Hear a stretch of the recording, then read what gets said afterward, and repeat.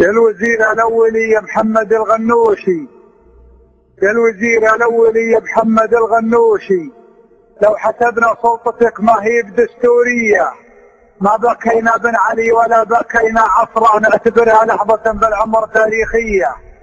يا الوزير الأولي يا محمد الغنوشي، لو حسبنا سلطتك ما هي بدستورية ما بكينا بن علي ولا بكينا عصرا، نعتبرها لحظة بالعمر تاريخية. دكتاتورية نظام القمع واستبداده أهلت تونس عليها الثورة الشعبية، عندما منا ما ندم لا حقير واطي، ونمدحنا نمدح بقناعة شخصية. أججت الثورة بدم الشعب يا ثائرها، وانحت انجاز الشعوب الكل نفس حية. قل لهم بصوت من كفنا يشله كفة، كل نصر تستبق أحداث مأساوية.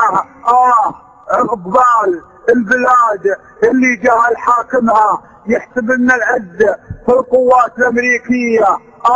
عقبال البلاد اللي جهل حاكمها يحسب ان العز في القوات الامريكية، وعقبال البلاد اللي شعبها جايع والحكومة تفتخر في طفرة المالية، وعقبال البلاد اللي تنام مواطن معك جنسية وتصبح ما معك جنسية، وعقبال النظام القمعي المتوارث. لا متى وانتوا عبيد النزعة الذاتية، ولا متى والشعب ما يدري بقيمة نفسه، ذا ينصب ذا وراءه كلها منسية.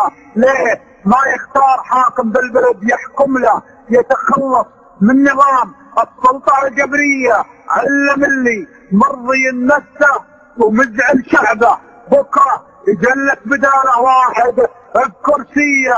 علم اللي مرضي نفسه ومزعل شعبه بكره يجلس بداله واحد بكرسيه. لا يحسب ان الوطن باسمه وباسم عياله، الوطن الشعب وامجاد الوطن شعبيه. رددوا والصوت واحد للمصير الواحد، كلنا تونس توجه النخبة القمعية، كلنا تونس توجه النخبة القمعية. الحكومات العربية ومن يحكمها كلهم بلا استثناء حرامية. السؤال اللي يؤرق فكرة المتساهل لم يجد إجابته من كم جهة رسمية دامها تستورد من الغرب كل أشياءها. ليه ما تستورد القانون والحرية؟